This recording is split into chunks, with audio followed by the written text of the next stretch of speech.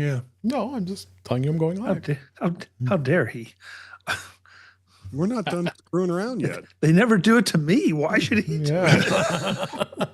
No, we're all good on Chuck's show. Oh, yeah. Oh, Eric is stroking something. Oh, yeah. Chalk.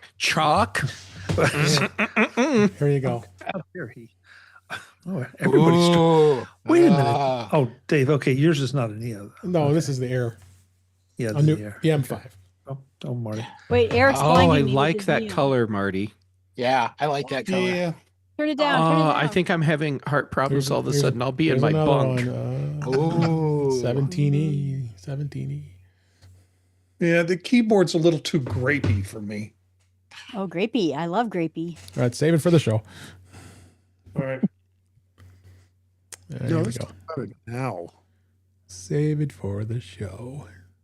how do you like that thing? Well, save it for the show. Save it for the show. We're going to save it for the show. Okay. Hey, Dave. Yeah. I'm worried that sometimes you might feel left out. So No. this is just for you. Underpants. Okay. Thank you. Now let's see. I'm confused. Which show is this? Yeah. Captain In Underpants. touch with voices. That's kind of Touch with voices. Oh boy. Here we go. Start with small voices. All right, here we go. Am I sounding okay? Make sure I'm on the mic. Yeah. Don't say crap. You sound luscious. All right, good. Wow. All right. Is it hot in here or is that just Dave? It's Dave. Wow. It's Dave. Yeah. Hey, maybe I'll do this time. I remember starting Hit me recording with on Zoom. freaking lasers. Freaking Maybe I'll stay pew, home from Max pew. Talk this year. I don't know. Recording in You didn't progress. pew him, did you? I actually remember to turn the record I on just this time. pew-pewed all over him. It's Oh important. God, here we go. 5, 4, 3, 2. Welcome to episode 412 of In Touch with iOS, the podcast that keeps you connected to the ever-changing Apple ecosystem. I am your host, Dave Ginsburg. Each week, we break down the latest news, updates, tips, and hidden features across iPhone, iPad, Apple Watch, Mac, Vision Pro, and Apple TV, all with insights from friends, experts, and the Apple community. Because here, we really read the release notes so you don't have to. So glad we're back this week, and we have a full panel. So excited to have everybody here, and let's see who has joined us. Jill McKinley, always the first in the slot here. Thanks for being here. Where can people? How you doing? I'm doing just fine. It's I been a was good almost weekend. going to ask you how we can find you. Sorry. Well, goodbye, Dave. It was great seeing you again. Closing the show before it starts. We are getting a blizzard, and I'm excited. So. Oh, there you wow. go. Yeah, we got some winds coming here, so it's going to be a windy day tomorrow. And also glad that he's here, Marty Jencius. How you doing, Marty? I'm in touch with weather. Okay. It's just cold and Yes. clear and dry. I'm doing pretty good. I had all day to play with toys. So Yes. had We all a did. couple of One or the things other. that I did, that would constituted work, but basically played with toys. Yeah, did they take double D's? Oh my God. Let's go and go to Guy Serle, and please don't say that. I'm sure he meant batteries. I'm sure he meant batteries. Jill, that's not making it any better. No, it isn't. No, it's really not. No, it was- isn't. it How was you doing, pretty bad. Guy? Glad you're feeling better. How you doing? Thank you. Yes, I am here, and the weather is weird here. It was like 85 degrees yesterday, and we just got an inch of snow. So I have no idea what's happening, which, it says a lot about my current state of mind. Oh, okay. Wait, is the snow in your mind or outside? Yes. Oh, okay. Also here is Chuck Joyner. How you doing, Chuck? Thanks for being here.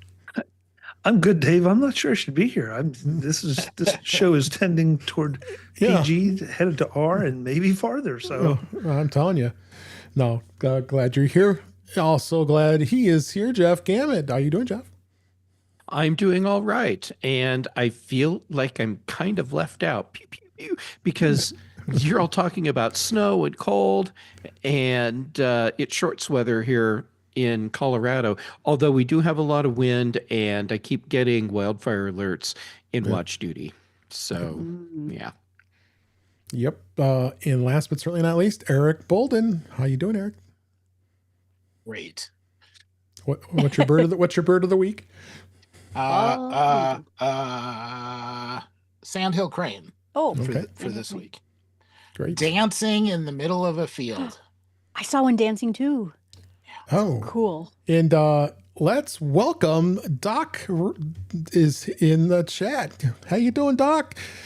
Doc Rock has joined us in the chat. Thanks for being here. Wow. Hey, Doc. He's actually on Facebook. Good to see you, Doc. Witherbucket's also here. Thanks for being here as well. And so glad he's hanging out with us.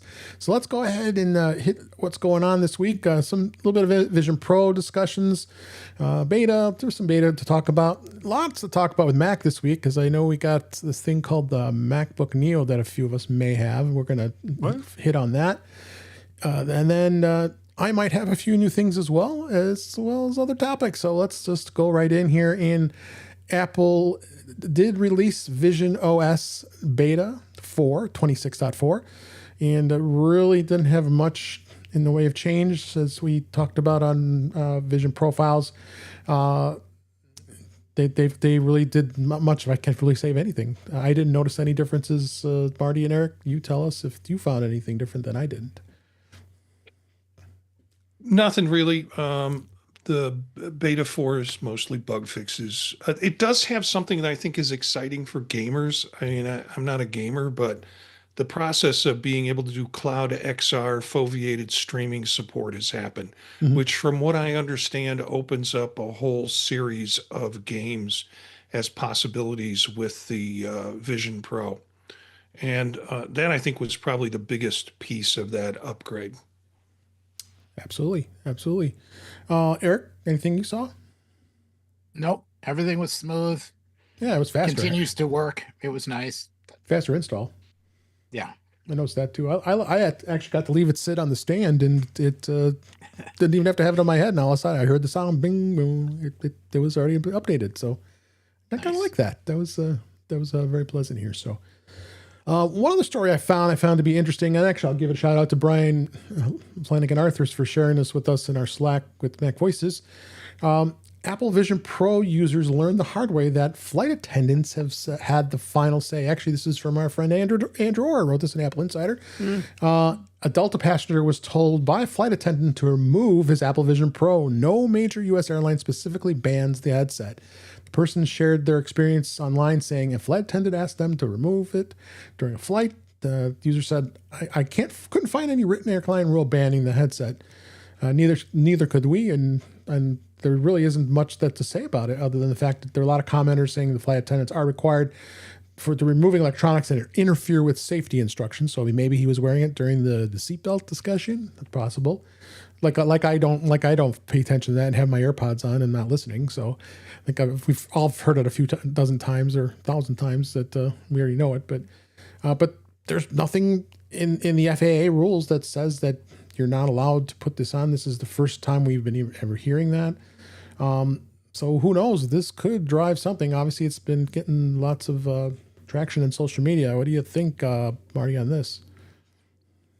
Yeah, I mean, I read that article and I thought, well, this might have been an overambitious flight attendant. We don't know the whole end of the story in terms of conflict. I never put mine on when takeoff is or landing is having. So that could have been a bit of the conflict there. Pilots, who kind of said, that back there, they're the voice of the pilots, the attendants, but pilots, if you follow some of the chat in these articles, the pilots are like, nah, she should have de-escalated the situation instead of escalating the situation. And that's how it made story, basically. Yeah. Well, remember, regardless of what the rules are, the flight attendants do have the final say. So whatever they say, once those doors close, whatever it is that they say goes. Yeah. And while I would love to wear a Vision Pro walking through the airport, especially through Orlando, if they say, take that off, don't use that right now, that's the way it works. And you don't fight them on it because you're not going to win. Yeah, but we don't know the context of the rest of the story. When did they say that? I agree with you. If they say take it off during flight, during takeoff and landing, yeah, I think all electronic equipment and attention should be with that. And I do that with my own stuff. But there's no context in the story of why this was done other than she said, you have to take this off. Right. So who knows? Well, there's the other thing that's going on right now where one of the airlines, I think it was American, basically said you cannot use any electronic devices that output a sound if you don't have headphones on. That woman was so mad. She let them have it, and then she was taken off the flight because she was playing a game on her phone with the beepy beeps. It's annoying. Well, I think the whole thing is you have to be, and for me, it's especially hard being as big as I am. I take up a lot of room, so if I'm not in economy plus or something like that, I have a tendency to kind of squeeze myself into the seat like this. But you try to be not a jerk, right, while you're flying, and have some consideration for your fellow passengers. Maybe they don't want to hear your beep beeps and all that. Maybe they don't want to hear the song that you're creating on GarageBand or what have you. Just or maybe they don't want to hear your screaming children. Well, there's nothing you can do about that. There's nothing you can do about that. Marty travels with duct tape. Just saying. Yeah, and Benadryl. Yeah. Benadryl works really well. Sealable plastic bags. So there's that. And a hypodermic. Yeah. So I was just going to add to this that I think it's Delta has a ban on flight attendants wearing AI powered smart glasses. So it is conceivable that there's a mishmash between I can't wear this to people aren't supposed to wear this. And there's also been kind of some comments on if you're wearing AI goggles fully immersed, you can't tell what's going on when they're trying to pass drinks and stuff across you. So perhaps where you're seating it matters, and are you obstructing the cart, or are you not hearing the instruction to move your foot out of the aisle? Did something happen the day before? Do they have a child that just immerses themselves and doesn't interact? Who knows? I don't see this being a long-term ongoing thing, but there aren't any rules out there yet. I'm sure there will be additional commentary going forward, especially as they come out with more glasses and other ways to consume media. Yeah. I think I'm going to wear mine the next time I'm on a plane, and I'm going to cry the whole time. There you go. It's such a good book. I will say it is preferable for people to have their Apple Vision Pros on than for me to have to see what horrible thing you are watching on the screen next to me or on your iPad. Yeah. But I try to avert my eyes, but Like, I didn't know you could download that. Just bring a towel, and as soon as they start watching something, just start wiping stuff off your face. Yeah, you're not making it better, Eric. No, No. I didn't know where you were going to take that when you started. I was thinking sharks, but I don't know. Maybe you weren't thinking horror films. I'm pretty sure half this night has just gone right over my head. It is. Dave is trying to. It's for the best. Dave is trying to pretend that he's not hearing any of this. I'm hearing. Let's go ahead and move on. And move on to beta this week. Apple seeds the fourth beta of iOS 26.4 and iPadOS 26.4 to developers, and the public beta is out as well. Same stuff that's really been available. It's got playlist background features in Apple Music, Apple Podcasts. So there really hasn't been much as far as any other feature changes when it comes to this. So not overly exciting. I've installed it on my new 17E. I'll talk about in a minute here. But haven't noticed anything out of the ordinary. Anybody who's on running beta have noticed anything different as well? Have you not checked out the same? I have the emojis, people. Oh yeah, that's right. They mentioned emojis. I forgot about that. Yeah. Oh my gosh. There's a Bigfoot emoji, Jill. I swear one person on the review says, big changes. Check out my Bigfoot. video. And it's emojis and liquid glass. And I'm like, I'm going to That's not find big you, changes. and I'm going to unplug your computer from the computer wall. Good for you. Yeah. So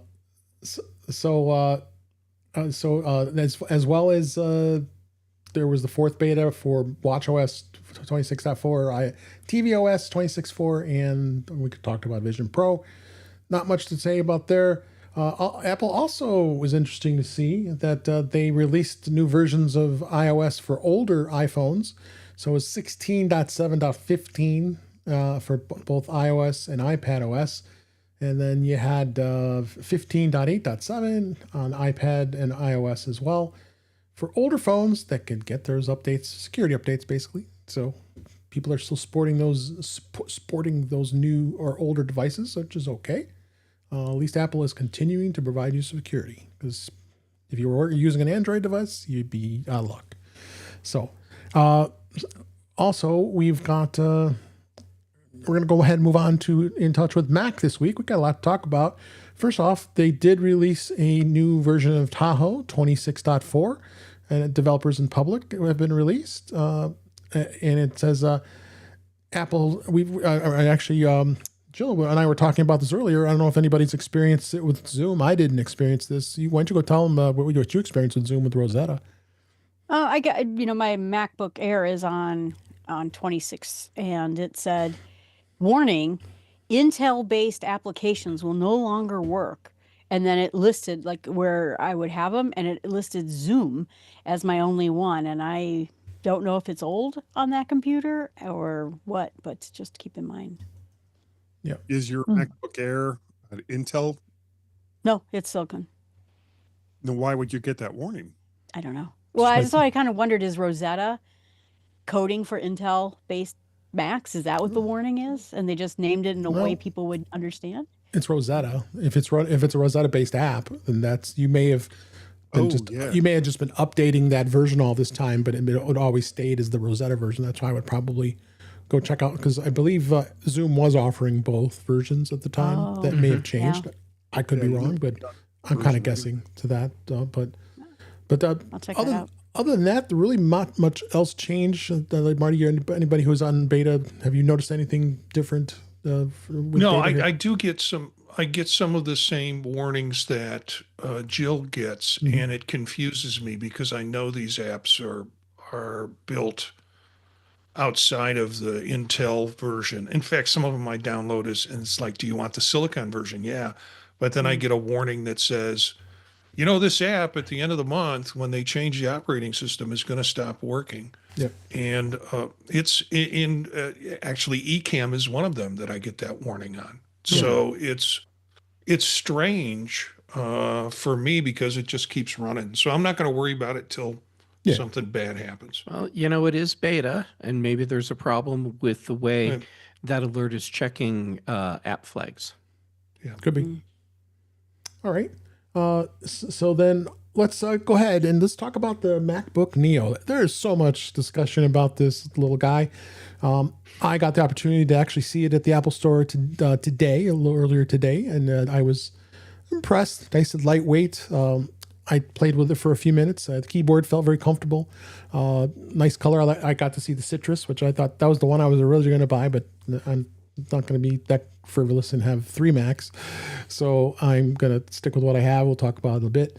But I'd love to hear Marty first, just to see what his first impressions are and how you've been liking this MacBook Neo, including you did mention to me, our friend Ewan challenged you to do a video to encode it from 4K to 1080p and how the performance was.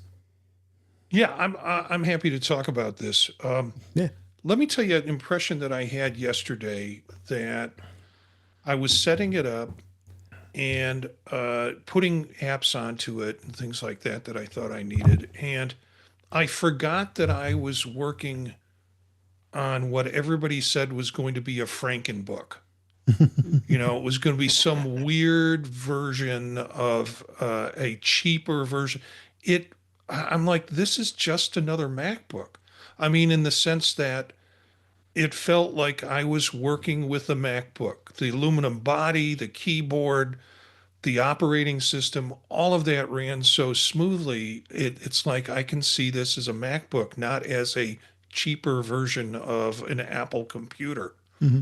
I did run the speed test or the challenge that Ewan gave me on Apple Creator Studio's version of Final Cut Pro. I've always kind of felt that if they're going to put it together a laptop that's going to be aimed at the education market, they must have figured out something for it to be able to run the apps in Apple Creative Studio. Since they just put that software out a month ago. So I decided to run the test, and the test was take 4K video. It was 30 feet per second, or 30 frames per second, excuse me, and take 5 minutes of 4K video and convert it using Final Cut Pro on the Neo to a 1080p version, and again to 30 frames per second. The original starting file, which I loaded, was 3 gigabytes. And the final converted version was 383 megabytes. It took 1 minute and 25 seconds to convert That's that incredible. video. That's substantially faster than I would have expected. Yeah, me too. Yeah. And it surprised me too. I had my watch and I did my little stopwatch thing when I started it. I did it a couple of times before I realized there's a little ring at the top that fills up as it converts. And I'm like, where'd it go? Did it do it immediately? And then I noticed a little ring and then did another version, did another round of it in converting it. And yeah, it was pretty remarkable in terms of the speed.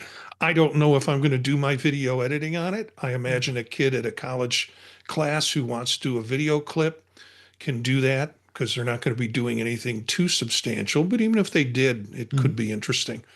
The other thing I did today was I used a powered USB-C hub because everybody complains about the ports.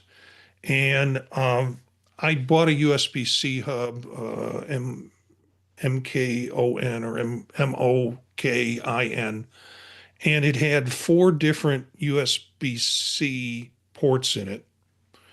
And what I did was hook it up, powered it, put it on the display, the 3.0 link, and attached a external hard drive and a couple of jump drives that I put in with dongles, and it pulled them all up, accessed all of them fine. I think it even was able to do that with me not supplying power to this hub. Then I switched it and put it into the 2.0 hub. Things still worked and worked fine. So if you're really in need of multiple hubs, then you're going to take a dongle with you with those hubs on it, and it seems to work without any problem. Nice. So my question is, what am I going to need when I go to the office as far as apps? And that's what I'm beginning to load on it. And what I'm finding is there's less that I really need when I go to the office or when I teach than what I have on my MacBook Air or what I have on my MacBook Pro. So I'm trying to right size it in terms of the applications that I really need when I'm taking it on the road. All right. Erica, you got a little after Marty. Have you had any good impressions so far? Yes. So the way I would put it is you can start virtually any project you would do on any other Mac just fine. If you're repeating something again and again and again, it's going to be faster, like on a mini or something. But starting a project is easy. It is the perfect machine to learn something. In fact, it is so good, I think, is almost worth buying a machine for a specific learning project so that the state of the machine never changes. It's just working on that project. Treat it like a class textbook. Awesome machine. if you got to get a machine for somebody to use, I think it's the perfect device. I was kind of curious, so I wandered into a coffee shop today, and I was using it with the Vision Pro. So on its own, the screen, it's an acceptable screen for writing, whatever. Not necessarily good enough for editing pictures. There are places where it's less than ideal. Yes, you can plug in an external screen. Speakers, okay, maybe not perfect, but you can just put in a pair of AirPods, then it's fine. So in virtually every case where there is a minor deficiency, there is a perfectly good solution that just takes care of the issue. You just add an extra device or an extra, AirPod or whatever.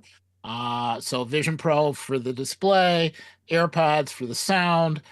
The laptop itself worked perfectly. What I wanted with the Vision Pro was a keyboard, a screen, so I could get started and connect to stuff, and then that was it. And I needed to kind of try a bunch of different apps. They all came up and worked. I wouldn't want to do lots of image editing in it. It actually worked better on my iPad Pro because it was harder to tell if the color correction was good enough. Some of that's just I'm partly colorblind, so I need the screen to be as good as possible because otherwise I can't tell. It's way off. But I was really happy with it since I was sitting in a coffee shop. There are a whole pile of people that came by, so I had a bunch of people test it and try it out and kind of look at it as well. And the first impression was always, no, I'm not interested. Apple's too expensive. You tell them what the price is and it's like, yeah, I'm interested. One comment, oh, don't tell my wife about it because she'll want it and I'm never going to pay for that. Gave the price and it's like, oh yeah, that's not bad. Go ahead and tell her the enthusiasm hasn't fully started yet. I think as more people discover it and try it and share, that it is just going to kind of keep picking up more and more and more. And anyone starting something, perfect machine. If you get to the point where you outgrow the machine, yeah, you might have to go to something else. But yeah, other than that, they did an excellent job. Eric, what image editor did you use? I was using both Photos and Pixelmator Pro. Okay. Are you both on the base models, or did you go to the 512 model? I wanted the fingerprint sensor. Yeah, me too. Yeah. Okay. So, and this is the most amazing part of this computer is regardless of what it is you want to use it for, the most you're going to pay out the door is $699. Right. Mm-hmm. Now, interestingly enough, I was going to save it to when I picked up my Macs today at the Apple Store. The Apple sales guy told me that I asked him, "Hey, how's the Neo been?" So yeah, it's been busy, it's been steady, they've been a lot of pickups today. But I asked, "Do you guys have any stock left?" And he's like, "Well, yeah, it looks like most people are picking up the lower end model, not they have plenty of stock with the Touch ID, which I think is kind of interesting. But because people want the lower end, they don't want to spend a lot of money, and especially if folks are going in there with education, they're getting it for $499. That's quite a hell of a deal.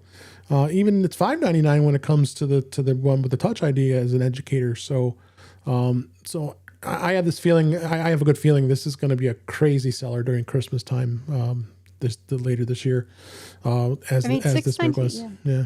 $699 gets awfully close to the Air.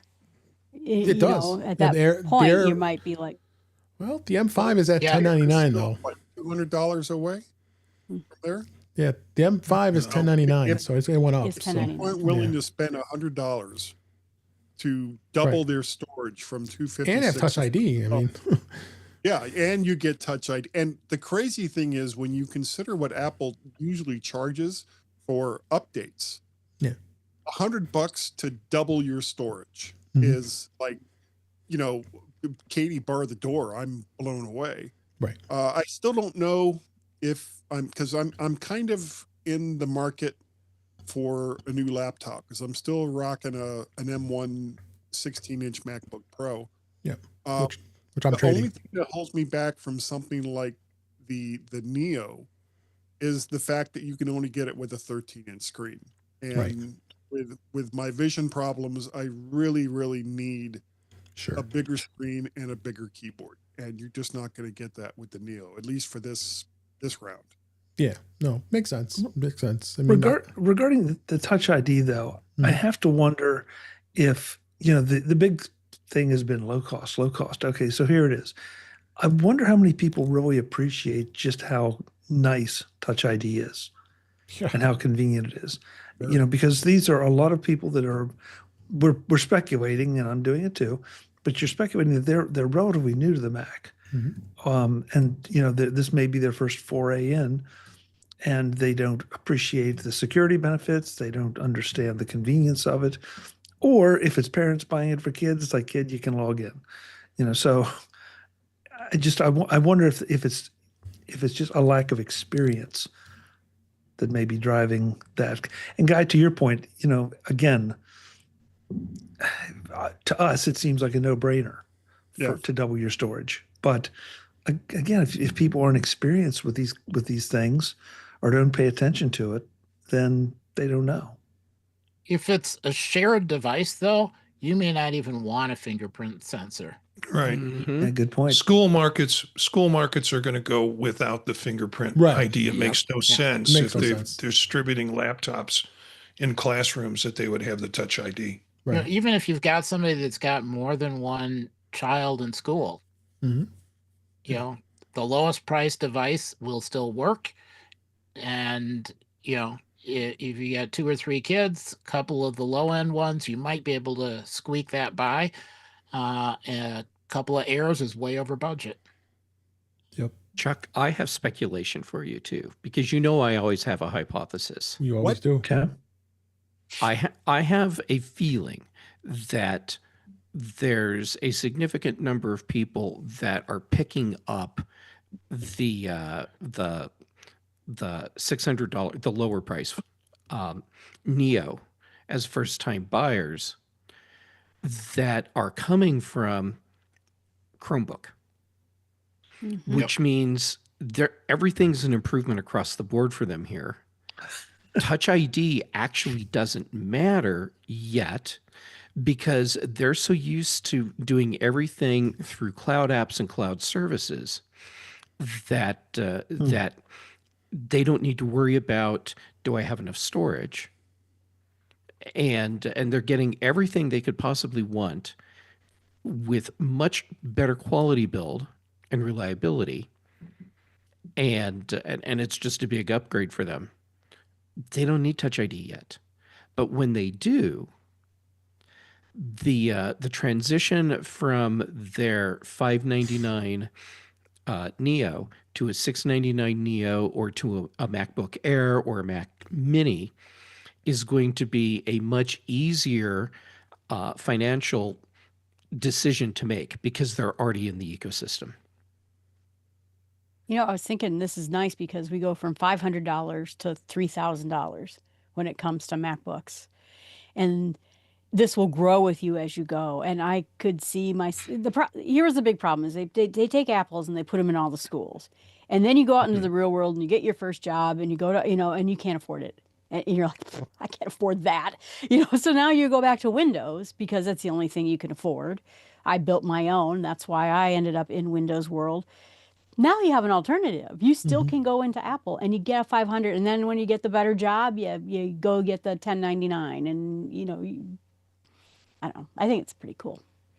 I'm really looking forward to the next version to see what they're going to do with it. Yeah. I would not be surprised that there is another version, more than likely next year. But if it's going to be as hot as we think it's going to be, I think this is definitely going to be an opportunity for Apple to really jump on this. What's really unique about this was from all the specs and going into this, all the folks were saying, it's not going to work. You can't do this. You can't do that. They never figured that Apple would come up with some way of reconfiguring and setting up the chip so it was more efficient in the way it ran stuff. They never put that into the equation. They just did, sometimes 1 and 1 doesn't, or 2 and 2 doesn't equal 4. Mm-hmm. It equals 3. And I think that's what happened here. Go ahead, Chuck. Yeah, there are 4 lights. I'm not sure I agree with Guy on can't wait for the next version. I almost hope that this version stays for a little while. There's 2 years.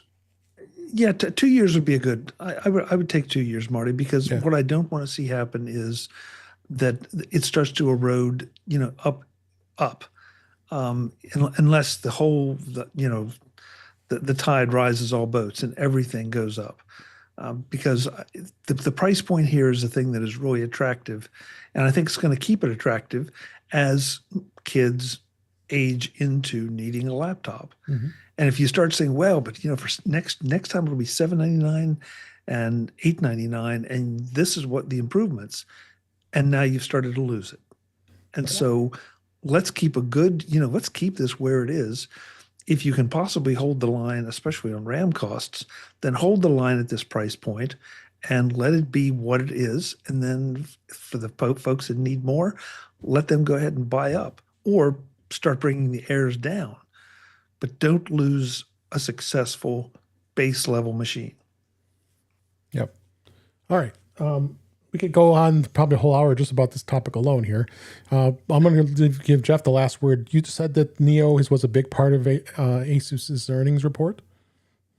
Oh yeah. So Asus they had their earnings report, and one of the topics that came up, so it was a major part of their earnings report discussion, was Apple's MacBook Neo.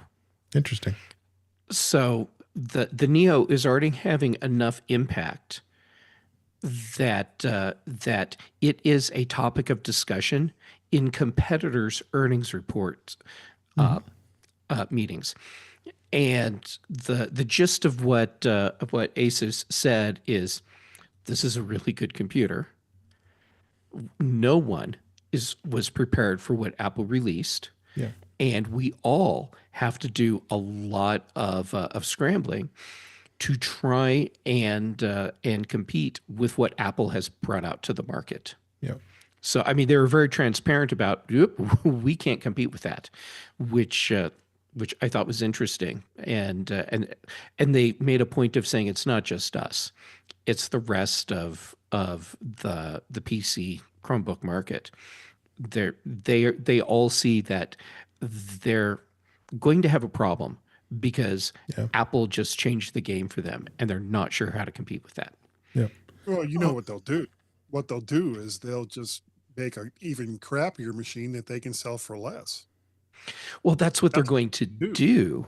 Yeah. But they also know that's not going to fly with a lot of their potential customers, because their piece of crap will obviously be a piece of crap, and people can see what the Neo is. Without even touching it, they can tell this one is not a piece of crap. So if I'm going to spend $500 with my kid's student discount, why not get the thing that's not a piece of crap, as opposed to spending $500 on a piece of crap? Yep. Oh, sorry about that. I keep doing that. Boy, I'm going crazy here. It's worse. I know. It is. Okay, hold on. I think the biggest thing about just the piece of crap versus not piece of crap, you're also getting Apple security. The safety, and Chromebooks are, notoriously stealing your data because it's who it's owned by. And I don't know, I think besides getting a quality machine and getting that high-end security, it's great. Yep. Well, you're also into the Apple ecosystem. Mm-hmm. And so the odds are that a lot of these, and again, we keep talking about kids, but a lot of these buyers probably already have an iPhone. And so now they're going to get a taste of that. and how well things work back and forth. And for example, note syncing. Put a note in the laptop and it's on the phone. Put a note in the phone, it's on the laptop. Shared, the calendars. There's so many things here in the Apple ecosystem that now are suddenly going to translate, and now they've got two pieces. So, and maybe sorry, joke, yeah, oh, or no. maybe more. And even while they have a student discount, so they can buy all the software for much cheaper. Or, just use what's built in for the most part. This is the first time you've been able to fully jump into the Apple ecosystem for under $2,000. You can get an iPad, a phone, AirPods, and a computer. Yeah, I've seen some of those comparison charts. They're pretty impressive. And they're going to impress parents who are paying for a setup, gear up for their kids when they go away to college or whatever. Yeah. And I'm really looking forward to the used market, because this is a device where a year or two from now, it's still going to be a useful device. And you can still pass it down to somebody else, or, grow into a new machine. I have no idea what the trade-in value is going to be, but, either on the used market again to a friend or whatever, they're going to expand the number of Apple users exponentially from this. Yep. Sorry, guys, a little technical difficulties here. But let's go ahead and move on. One last thing I will mention: Apple did release 26.3.2 as an update to just the MacBook Neo. Just bug fixes, right, guys? You didn't really have you really didn't have much else that I saw for the Neo. Yeah, it was sort of an unexpected update, because it was happening kind of while I was trying to get everything started up. And then all of a sudden it's like, hey, you've been updated.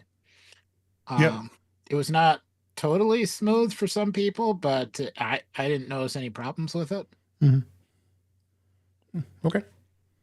All right, let's go ahead and we will move on to the experience I had with at the Apple Store this week. Actually, today, as we record this, I went and picked up my new MacBook Air, the M5, as well as the MacBook Pro M5 Pro. I've got them both. They're like hot out of the box. I haven't even set them up yet. That's how new they are. So we've got that. It was a really good experience for the most part, other than the fact that my online order process was a little wonky, because I go in there and they don't have my trade-in for the MacBook Air, and I forgot to bring my M1 because I came from work, so I have to go back out there, go back out there and get it traded in. So, but other than that, it was a good experience. Got everything done, and was able to get both machines and ready to start doing them. I think this is gonna be my first time with the new machine in quite a while. I think I'm just doing I think I'm going to do a clean install this time, and not restore a backup, and just doing both machines. It's been a while, and I think I'm gonna do that instead. So, so that was my experience with it. So, Marty, you also bought some stuff here. Why don't you tell us a little bit about it? Yeah, I got my M5 Max today, and I have just turned it on and gone through the setup process. I haven't added in apps. I always do clean installs, Dave. I just feel like even if there weren't problems with the previous laptop that I'm doing, it's like I'd rather just do a clean install. And I have a MacBook Air M5 15-inch coming. Well, it's supposed to come next Wednesday. Then I got noticed it was coming next Monday, and today I got noticed it's there now, and you can go pick it up. Same, so because I was expecting to go Monday, and it's today. Yeah, the shipping has like jumped on this, or the arrival has jumped on it. So yeah. But it was a good experience. Store visit was good, as I mentioned earlier. It was a cool thing to take a look at the Neo. I spent some time with that, and it was fairly busy at the store, but good to see that people are buying the Neo. I didn't see too many going out the door when I was there, but it was good stuff. So Yesterday when I was there, people were getting iPads. That seemed to what most of them wanted was the new iPad. Yeah. So, anybody else any comments? I have one comment. Please. Eric's missing. I know, I'm trying to work on that. Oh, okay. Sorry. No, I'm a big fan of it. I talked myself out of getting myself a camping / birding laptop, and I didn't do it. Yeah. It's double Eric show. It's double Eric show. Yeah. Sorry. Now I have to say something profound. Eric show.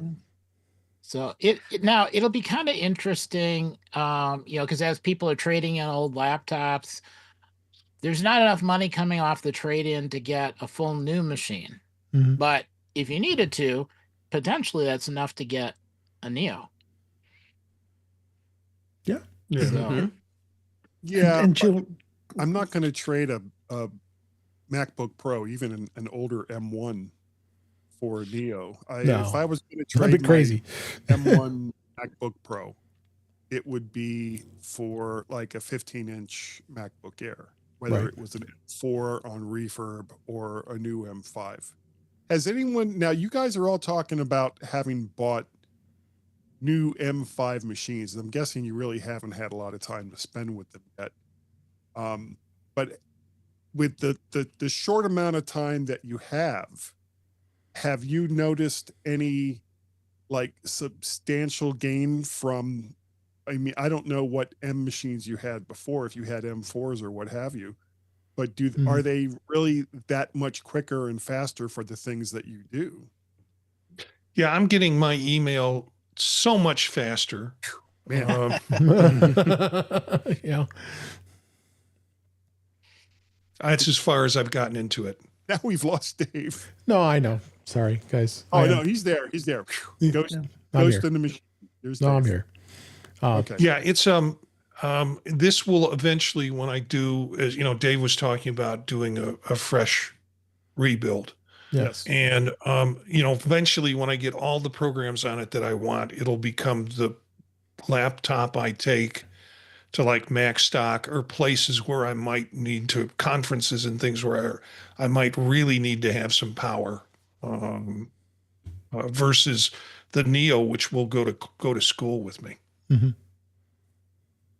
and Jill, don't worry, because I'm trying to decide whether to go for an M3 or M4 MacBook Air to keep my costs down, or to go ahead and just get an M5. And I'm just wondering what kind of difference there is. Anyone has seen on the M5 versus the M3 or the M4. Mm-hmm. There's supposed to be a 28% speed jump. Now that means it's most things that I wind up doing, it takes half a blink instead of 3/4 of a blink for me to notice the speed difference. There is some significant advancement with the M5s. I don't think you can buy M4s unless you go refurbished market or you go aftermarket at this point. So I think your decision is between an M5 Pro or a M5 Air. And I would be hard, other than the ports, I would be hard pressed to say that a Pro is needed. Well, you were talking about hubs and all that happy stuff earlier with the Neo. When I go to for example, if I go to MacStock, I'm almost always setting up a podcasting station somewhere, Right. which means I'm going to need a crap ton more USB-C and USB-A ports than any laptop is going to have. So if I have to use hubs anyway, does it really matter that much if I'm on a MacBook Air or a MacBook Pro? Yeah. Just simple. I don't think it'll matter. No. No, I don't think it would be either.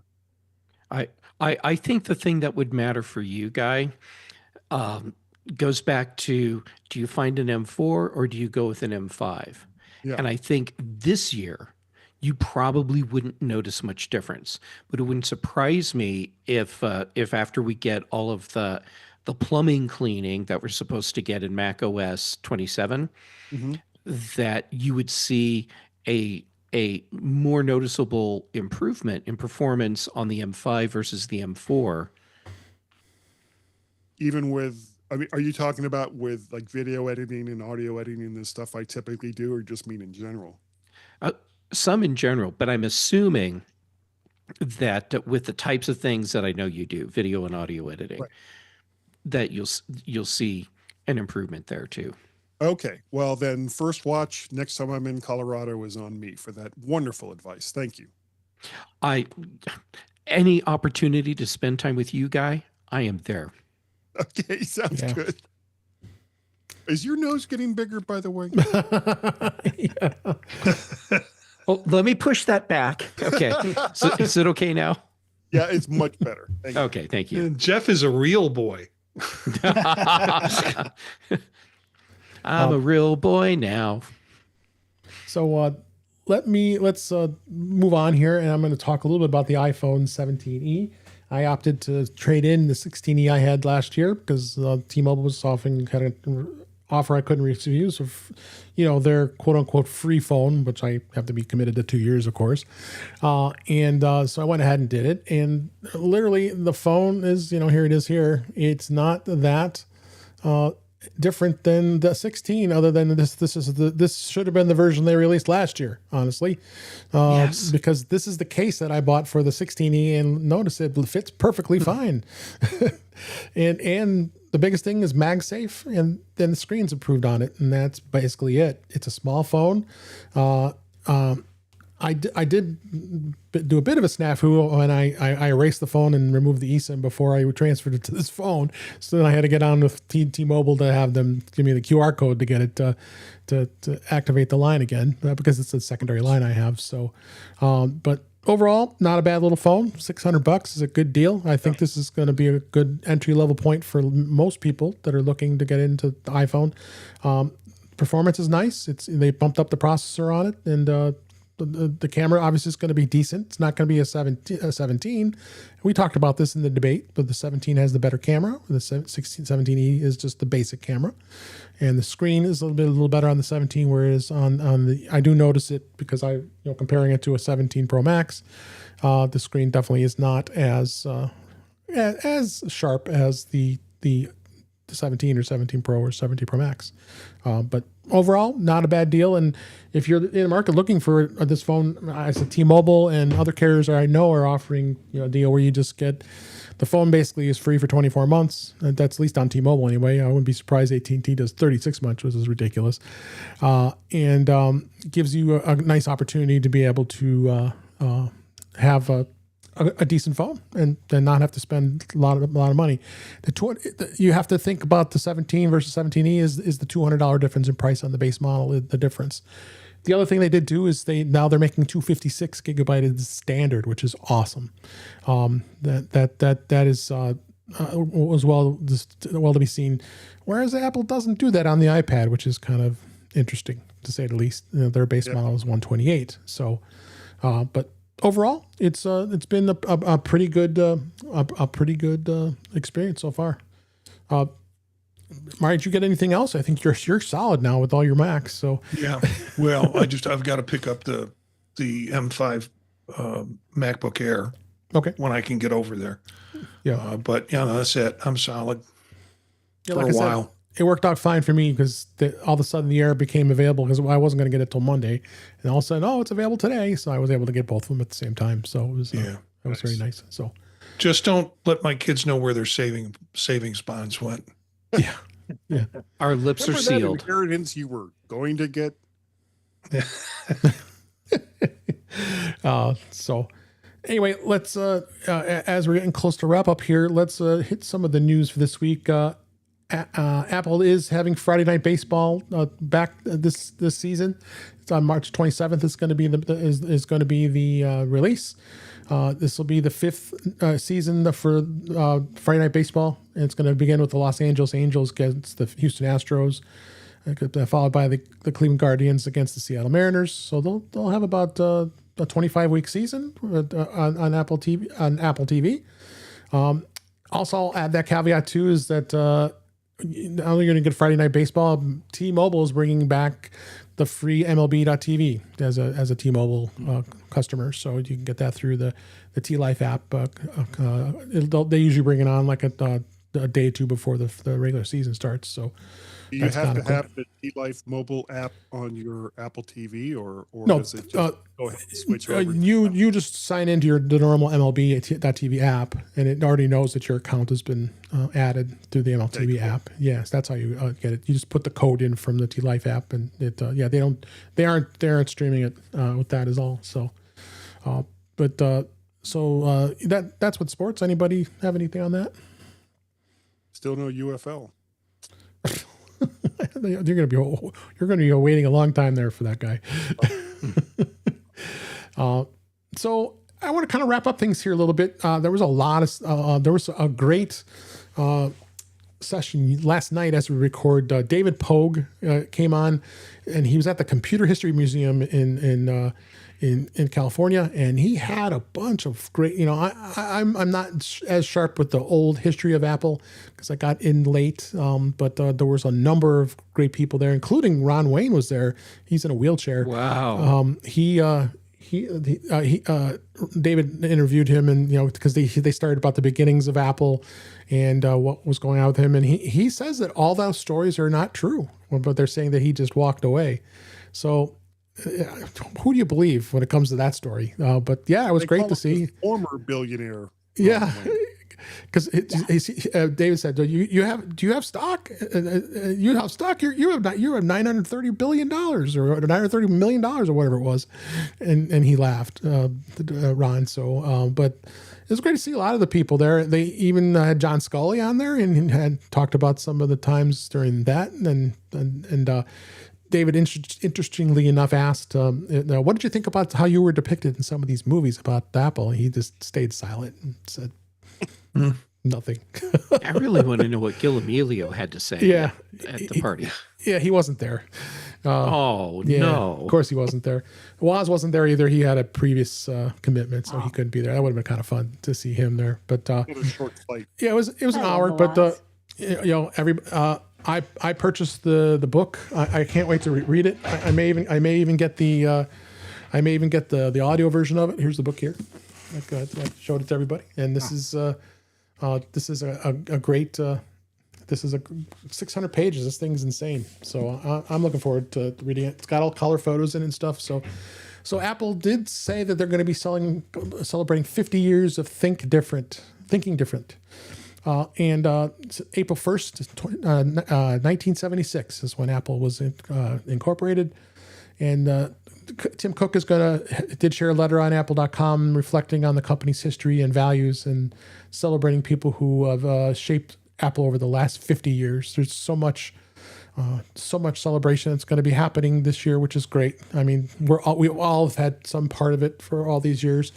I got in late, but when I was in high school, I used an Apple II, but I wasn't anywhere near what I was into with Apple now. So it was kind of fun to watch that and see some of the history. I think Greg Jaws was there, and he made the comment. Anything before 1997 was irrelevant. We worry about now, and from that point on. So that was kind of a funny comment, and David Pogue did a parody song. I can't remember the song it was, but you have to go back and watch it. I'll have a link in the show notes so that to watch that replay. It was a lot of fun to watch, and David's going to be making a lot of rounds in a lot of places. I think he was already on with Max Sparky, as well as I believe he's going to be on Twit and a number of other places. And he did interview with Tim Cook and he does CBS Sunday Morning. So he's an awesome journalist and author. I really like his writing. So anybody can I yeah, please. Yeah, can I make a plug for the book? Because I like to consume things in little chunks. It's a big book. Each of the chapters are like 8 pages long, and they're topical. And in that sense, and it almost reads like an encyclopedia, but a chronological encyclopedia. But when I opened the book up, first thing I ran to was the Apple Vision Pro chapter and the development of that. And so you can consume it in bits and parts. You can consume it chronologically if you want to, but you're not going to get buried into long chapters on topics. You're going to get the history across in short, informative topics. The illustrations are incredible in it. There is the hardcover book. There is the Kindle version, which I think is around $20. And for those of you who like to consume things off devices instead of in your lap, that the Kindle version is, you're not going to lose any content from the Kindle version, including the illustrations. Yeah, I want to get the Audible. I want to listen to it too. I think it's going to be fun to hear. I think David is doing he's the narrator. So, but God, it's so much history. 50 years. It's crazy how time has just flown by. That would be a great book to listen to as I drive to Macstock. There you go. Yes. Anybody else? Any reflection or comments on Apple history? How about you, Chuck? No, I lived through so much of it. Yeah, you did. So, it's I'm looking forward to going back and having it refresh some memories. Jeff just brought up Gil Amelio, and you think about the times with Gil Amelio, Michael Spindler, all the folks. But I will say this: I like the comment about not looking back.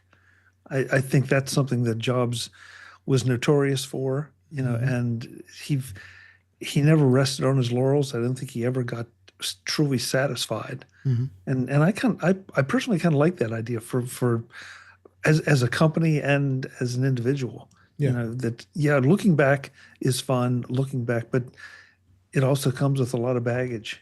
And just keep moving forward. They were talking a lot about the dark days, that's for sure. There were a lot of dark days during the almost fun going. It's incredible how Apple just did a 360 recovery from near bankruptcy to where it is today. That was a pretty amazing feat. But not too many. I don't think any company's really done that like that. Their machines lasted so long. They did. Like my first one was a Mac Plus that I used until I think 1994. Yeah. When I bought basically a fire sale Performa 575, which was for the time, it was a great little machine. Then my next one was a UMax C600 in the Clone Wars. And, it's every single Mac I've ever owned has had a special place in my heart, especially as I was using them, because each one just felt personal. Whereas every single PC I've ever owned, it's just been like, okay, it's just a computer, but you have a Pismo PowerBook, G3 PowerBook, or that was a good computer. I know it was. Oh man, that was the model on the cover. Oh yeah, that was a glorious machine. When the Pismo came out and I bought that, that was the moment where I realized I no longer needed a desktop computer for the rest of my life. Yeah, because it had everything.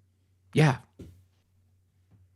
Yeah. But you don't get that. You don't get that kind of connection with a PC, and I know that it sounds ridiculous on the face of it. That you could have a relationship with a piece of technology that you're eventually going to replace regardless of how you feel about it, because you just need something faster running down the line. Yeah. But that's just how it feels to a lot of people. I mean, not just me, probably, about their various Macintosh computers. Yeah. Guy, I'm not. I think you almost have to define the word relationship, because I'm afraid that some people think it's a little bit weird, like the whole AI girlfriend or boyfriend thing, and that's not it. It just became part of you. It became your tool. you're a constant companion in the sense of doing whatever it is you wanted to do, whether you were doing music, photography, art, business, productivity. It's just what's the first thing you reached for? You didn't reach for a pen or a paper or that you reached for your Mac. And I think that's the thing. That's the relationship. It's so hard for us all to express, and for those who have not experienced it to appreciate. And that's why they look sideways at us. Yeah. Well, they look sideways at some of us for other reasons, but me more than others. Yeah, we won't get into that. Yeah. Chuck, you brought up the art part. All have our crosses to bear. Yeah. Boy, howdy. Chuck, you brought up the art part, and it's no secret that's a big part of what I do with all of my stuff.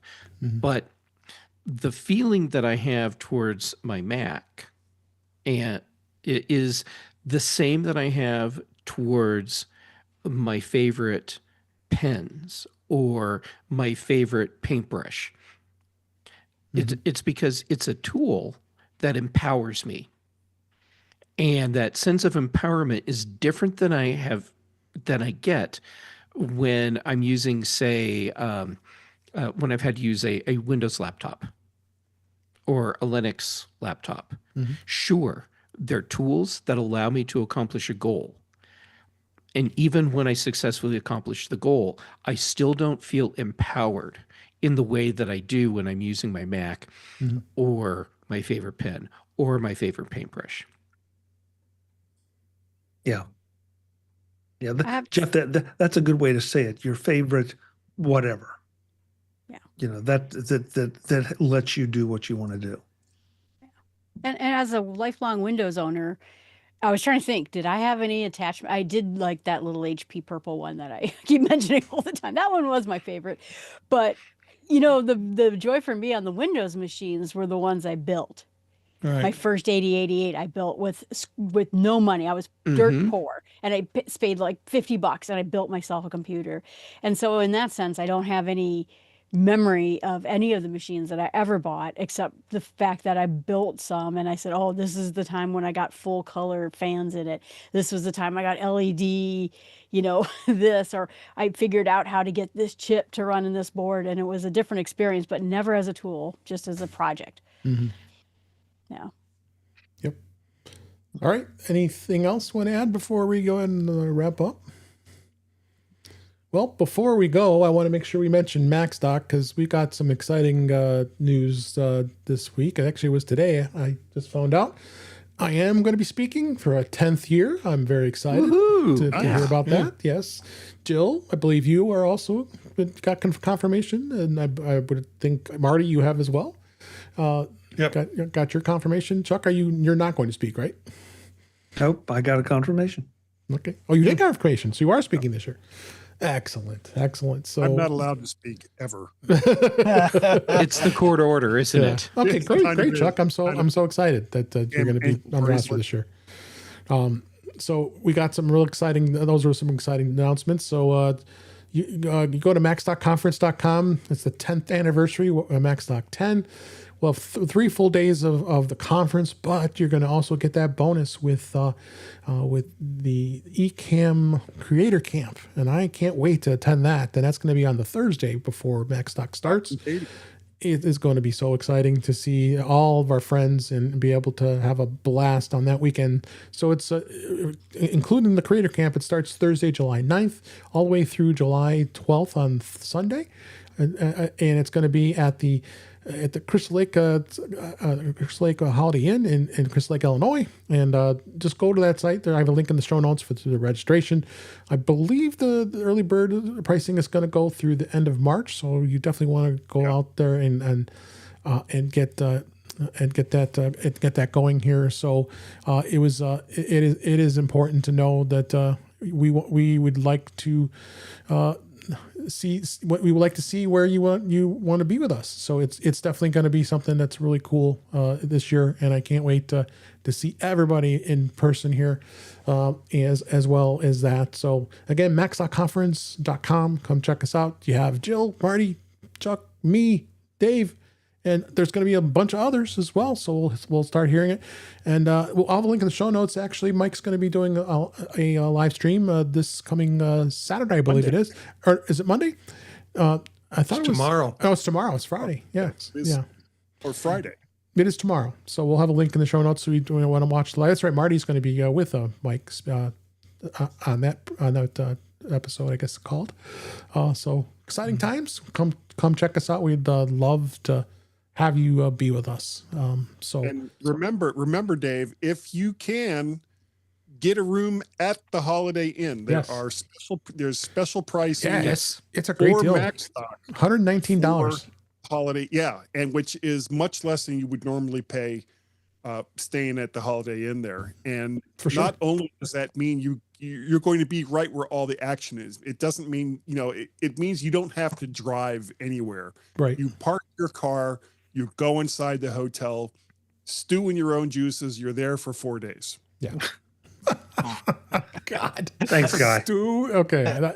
I think that's a good segue to go ahead and wrap up this week. But thanks all of you for being here. But but for now, let's go and find out where everybody can find you. Sorry for the technical difficulties we had. I kind of messed up Ecamm a little bit, but I got Eric Bolden here. He's been a good sport, and everybody gets to see you in your glory. Where can people find you? I'm back. I can be found on Mastodon at EA Bolden at mas.to. Otherwise, Mondays in Virtual Land on Vision Profiles. Well, actually, we're all really there, but Tuesday on Mac Voices Live, and of course, Thursday on In Touch with iOS, kind of progressing through all of the OSs throughout the week and the news that comes up throughout the week. Excellent. And Jeff Gamet, thank you for being here. And I'm so excited you're speaking as well at MacStock. Where can people find you? Well, first, I realized everyone on the panel tonight, we're all going to be at MacStock. Yeah. Yes. And nearly all of us are going to be speaking. Sorry about the court order, Guy. I know. Look, I pleaded guilty for a reason. I get it. You both will be at MacStock, but you're going to have to stay 200 yards apart from each other. Yeah, awkward. I get to see it in my car. There is what it is. Go ahead. Yeah. Tell us where we can find you. Oh, right. How about Jay Gamet on all the social medias, mostly, though, on Mastodon and PixelFed and Blue Sky. And then for shows, Chuck's Mac Voices Live on Tuesdays, here for In Touch with iOS on Thursday. So, Dave, thank you for letting me join in. Mm-hmm. Then on the British Tech Network, The Big Show and The Mac Show. Also, Brian Chaffin and we do The Context Machine, and Patrice Brendamore and I do Retro Rewatch. Great. Thank you so much, Jeff. Chuck Joyner, I'm excited you're speaking too. That's awesome. You took a year off last year, and now you're going to be speaking. That's awesome. I can't wait to let's find out what you're talking about. Let people know where they can find you. Thanks. MacVoices.com. That's where you'll find everything. Soon to be featuring the Road to MacStock. Yes. Where we'll be talking to everyone that is speaking at MacStock here and anywhere else that we can run into them. The live show, as was mentioned, is Tuesday nights at 8 p.m. at youtube.com/MacVoicesTV. Come on over there and abuse us in the chat room. And on all the socials, you can find me as at Chuck Joyner. Thanks, Dave. Thank you, Chuck. I appreciate it. And Guy Serle, it's always great to have you. I'm so glad you were able to make it back this week. Where can people find you? Well, you can find me and Chuck Joyner on the latest episode of the G-Men show. I don't know if Chuck wanted me to mention that, but it's kind of too late there. Well, if he didn't pay you to keep your mouth shut, that's on him. Yeah. How much would it have cost me, Jeff? Well, I do have bills to pay. That show, that's the show I normally do with Gazmass since 2010. And of course, Mac Voices when I'm not deathly ill or in Florida on Tuesday nights. And In Touch with iOS right here. You can find me on the socials as Mac on Twaxter and Skies of Blue. What else? Yeah, that's about it. I got a Google Voice number, and we talk about it incessantly for some stupid reason. But yeah, I'm enjoying myself, and I'm also going to be at MacStock, and I won't Can't be wait. No, but you can hang out with us. Over my mouth. There you go. There's some. I'll still speak through it, but it's there. And some Portillo's Italian beef for you too. Ooh, yeah, buddy. Yeah. All right, thanks, Guy. And Marty Jencius, so glad you're speaking at MacStock as well. And where can people find you? You can find me at Jencius, Jencius on Blue Sky and also on Mastodon. Of course, Tuesday nights with Chuck on Mac Voices, Thursday nights here. And then this is kind of I think it's a record week for me. I'm putting out an episode of every one of my podcasts this week because it's spring break, and what the hell else do I have to do? So we had an episode of Vision Profiles. We had an episode of that I released today on AI productivity workflow. I have an episode coming up tomorrow on Tech Savvy Professor, another episode of 15-minute bites. And my son is back from his 2-week bachelor party. And so I'm hoping to get him on an episode of Gear Up and Go sometime this weekend. So, Marty, is your son coming with you to MacStock again? I don't think so. I wish he was. Yeah. But it was so great meeting him last year. Bachelor There party. was. Yeah. Well, he went to Idaho and spent time out there hiking and camping and running around in the woods with friends. But I don't think so. He's got a wedding. He's got a honeymoon coming up, and then he is going to be working. And so I don't think he can pull it off this year. He'll be missed. Yes, Yeah. he'll be. Thank you. Tell him to make part of the honeymoon MacStock. There you go.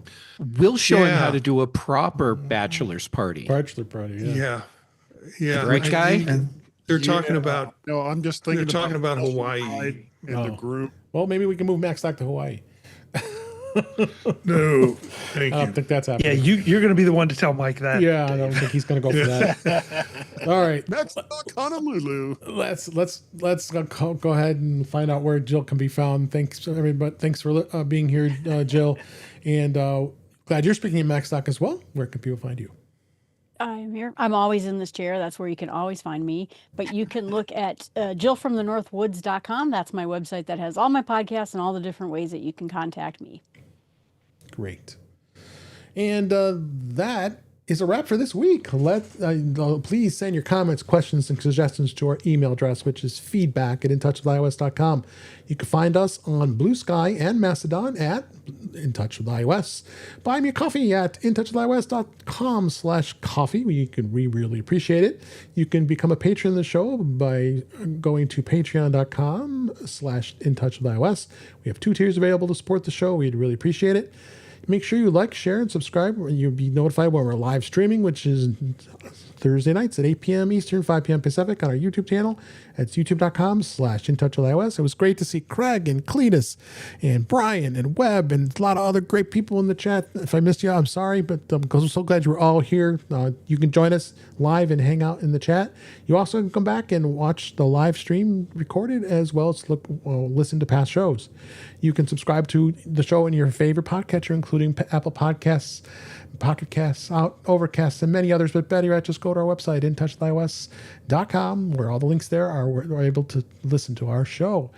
I am Dave Ginsburg, and you can find me at Vision Profiles on Monday nights with Marty and Eric. You can find me Mac Voices Live on Tuesday nights. And then Thursday nights, I'm here with the gang here on In Touch with iOS. And then Fridays on the Mac Show on the British Tech Network as well. So with that, thanks everybody for listening, for watching. We had a blast doing this show. And sorry for the technical difficulties, but we'll work through them. But thanks again, and we'll talk again soon. What the hell did I do? I guess I realized I didn't lock Dave, the you know modes. what you need? You need to have a whole day workshop for Ecamm. Yeah, well, maybe I should. Something like that. Maybe I'm gonna do Someone that. should do that. And idea. this is why I don't do the Zoom version of Ecamm. I go right to the Ecamm link. Well, you can If still you can still screw up. if you clone one of our windows and then double click it, you can select which camera it is that you're going to put in there. Yeah. That's what I did though. Let me try it. That's how you ended up with double Eric. Yeah. Not that there's anything wrong with that. Right, I did. You either had two or Doppelguy. one All right, Eric. I duplicate. So Or you no, see- There's Doppelguy. I see. Okay, I see. double click it. Okay, Double guy. but Doppelganger. but when I change the source, it's gonna change. It's still gonna show you. Here's Eric. Did you double click it? Oh my god, Wow. I suck. Yes, I'm back. Ah, hi. Well, I gotta make sure this is locked. That's the problem. I didn't have the lock on. That Yeah, was you got to lock your Yeah. things. Yeah. So Once it's set up, lock them. sorry about that, Eric. No problem. I feel so much better because I've been trying to kind of go through the little Ecamm practice things and I was not getting anywhere. I feel so much Yeah. better. I'll get there eventually. Well, I got a really great crash course from Carl Mike. Madden in the UK. Oh, Carmen. Okay. Also Carl. talking to Dave and talking to To Mike. who else did I talk to? Mike? Mike Potter. Yeah. Yeah, as a matter of fact, Gaz got mad at me because No. he was trying to get a hold of me while I was talking to Mike, and he was taking me through some of the Ecamm basics. And I was like, dude, I'm sorry. I've got this great source here and I can't let him go. I need to finish what I'm doing here with Mike before I get back to you. Good comments. Yeah, from I did a Mike. 20-minute video that took me about 40 minutes to get through. And at that point, it was all just trying to figure it out intuitively. But with my studio crashing a couple of weeks ago, because I was butting around with betas on it, I wound up wiping out all of my Ecamm setup. Oh. Ouch. So I had And you didn't back it Now, up? that's not a bad thing because it allowed me to kind of clean up a lot of the mess because I was having duplicates of profiles that I didn't have named right and such and such. So now it's a much more cleaner operation for me to do it. And yeah, it was when I was like, oh shit, I'm going to have to. Well, I've got a 1, 2, and 3 camera setup with. Yeah, I've got. Well, you guys one have or got two 7, cameras. including me. Yeah, yeah. I, But I don't want any more Dave, than this. This is plenty. You can set up a different profile I do. for. Okay. I got. yeah, for I got. each one Five, of I got 6, including me. 7, 6 with 6 guests. Then 5, 4, 3, 2. I got like that. Mike Yeah. helped me set up the profiles originally. Yeah, So he knows. I go down to this one, just 2, just me and somebody else. So Right. I have different arrangements set up on different Stream Deck pages. Yeah, me too. So if I am going to know that somebody's not making it to the old Mac gang, I've already got that profile set up without them on the Stream Deck. So I'm gonna say goodnight to the live stream. Goodbye, everybody. Thank you. Bye, live stream. See ya. Pew, pew. I had live stream. Yes.